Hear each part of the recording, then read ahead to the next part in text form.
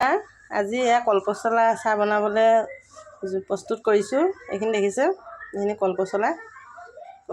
কলপচলাখিনি প্ৰথমতে কাটি ধুনীয়াকৈ ৰ'দত দি শুকুৱাই লৈছোঁ।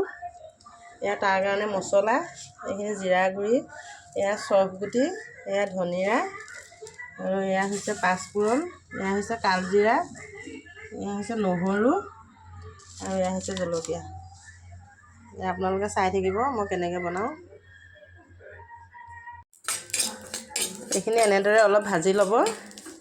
বহুত সময় ভাজিব নালাগে আৰু অলপ কমকৈ ভাজিব, তেতিয়া আমাৰ আচাৰখিনিৰ কাৰণে ধুনীয়া হয়। 5 মিনিটমান ভাজিলে হৈ যাব।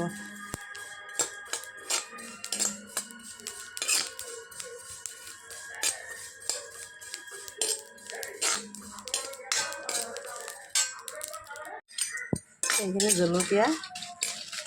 জলকীয়াখিনিও বেছি সময় ভাজিব নালাগে, অলপ সময় ভাজিব, 5 মিনিটমান।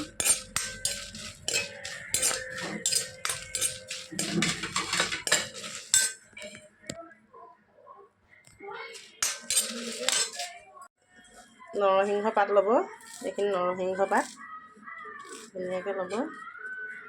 কেঁচা জলকীয়া লাগিছিলোঁ আৰু তথাপিতো নাই আৰু এতিয়া পিছত দি দিম কেঁচা জলকীয়াখিনি। এইখিনি নৰসিংহ পাত। আচাৰখিনিৰ কাৰণে আমাৰ মিঠাতেল লাগিব। এয়া দেখিছে, মিঠাতেলখিনি ভালকৈ গৰম কৰি ল'ব লাগিব।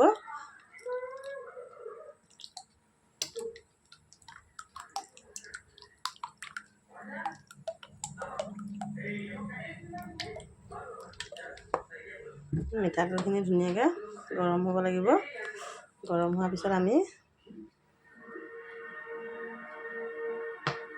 গোটেই মিশ্ৰণখিনি ইয়াত দি দিয়া হ'ব। চাই থাকিব আগলৈ। ইয়াত তেলখিনি গৰম হোৱাৰ পিছত পাঁচফোৰণ দি দিয়া হ'ল। পাঁচফোৰণটো 2 মিনিটমান সময় এনেদৰে উতলিব দিব।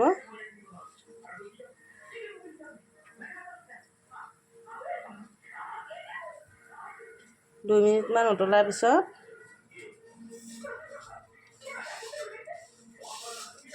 কলপচলাখিনি ইয়াত দি দিব।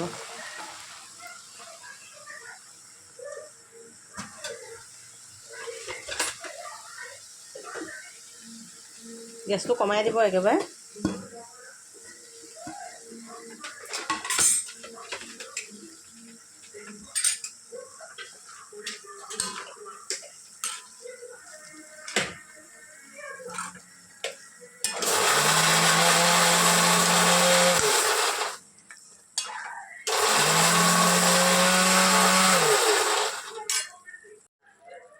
সোৱাদ অনুসৰি নিমখটো দি দিব।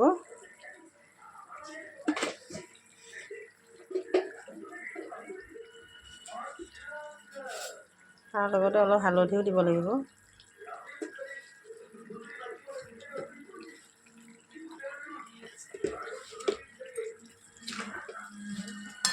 তাৰপিছত এনেকৈ লৰাই দিব অলপ।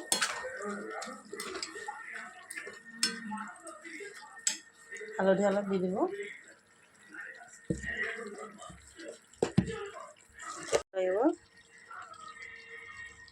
জোখ অনুসৰি হালধিটো দি দিব।